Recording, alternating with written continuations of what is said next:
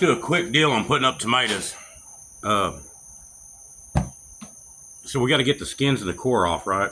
So I like to take the core, pull it out now, then get these in a Walmart sack or whatever sack you got, and throw them in the freezer and get them hard.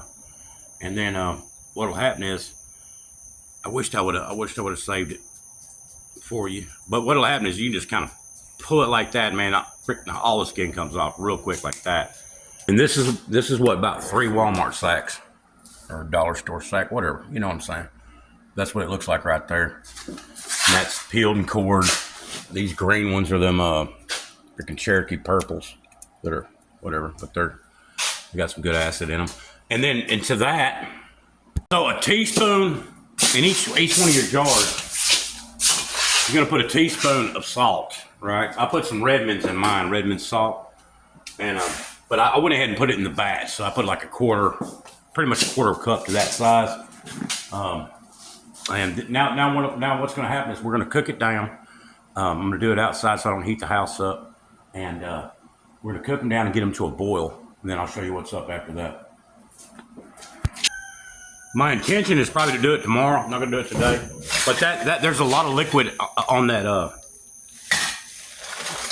in that big old pot in there, and I've got to wash all these jars. Got a big old bunch of jars. Look at these jars right here. Whoops. See all them jars? So I got to wash all them and get them primed up, ready to roll. So I heat the oven up to 200 degrees. I throw all them jars in there, clean jars.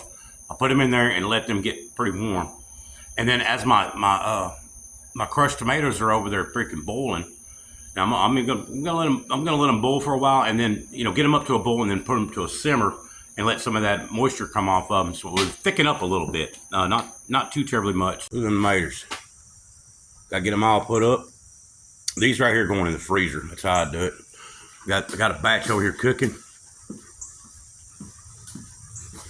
And right now I'm just kind of cooking it down a little bit. That's what I'm after. I'm gonna get some of that moisture off of it. I'm gonna boil it for actually I need to turn it down. I need to go simmer with it. Let's go look at the jars.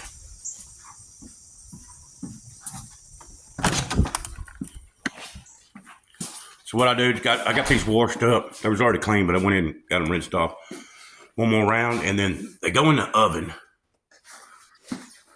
Boom, they're gonna go in the oven. I'm gonna put them on 250.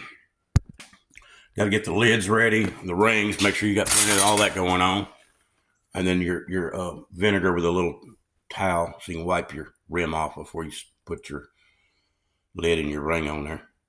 Okay, so what I do is I'll put my tomatoes in a Walmart sack, or any sack like that, and then I'll chunk them in the freezer.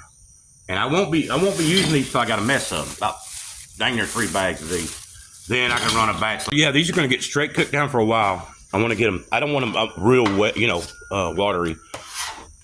They're going to be somewhat watery, but kind of like a crushed tomato.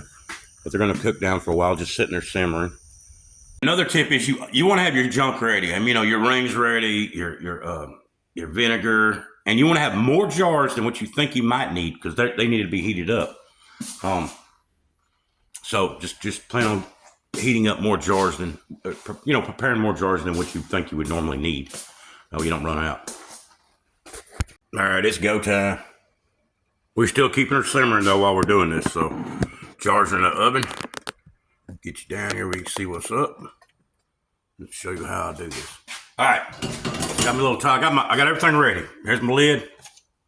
Boom. Rag with vinegar. Grab a jar, hot jar, like that. And I use this little thing right here. It's kind of warm too. It's not gonna be cold. So straight in. Hey, one thing I forgot. All right, here we go. Gotta have that little thing to help you from making a mess. A little funnel deal. All right, straight in. While this stuff's hot, leave a little 1/2 inch, right there. Leave a little head space. Wipe it down in case you got something on there. Let's just help it seal. Hot, lid on. Tight, over on the towel. Boom, over on the towel. So number one done, right there on the towel. Bam. So rinse and repeat, that's all I do. Doses. Wound up with that gum mess, look at that. Jiminy. Whew. Anyway, we got 13 3/4 jars there. They'll go to popping and sealing here in a little bit. Real quick, this is not like a pre-approved way of doing it. I've just done this like this for 5 or 6 years. It's always worked. But you can go get you one of these blue book, yeah. Get you one of them. Or use your telephone. Anyway, that's how I do it. And if you want to add the salt in, you just put a teaspoon in there, whatever you want to put in there, and then the liquid. And if you want it thicker, I ain't touching that one, it's hot. If you want it thicker, just let it cook down some more. And that's it.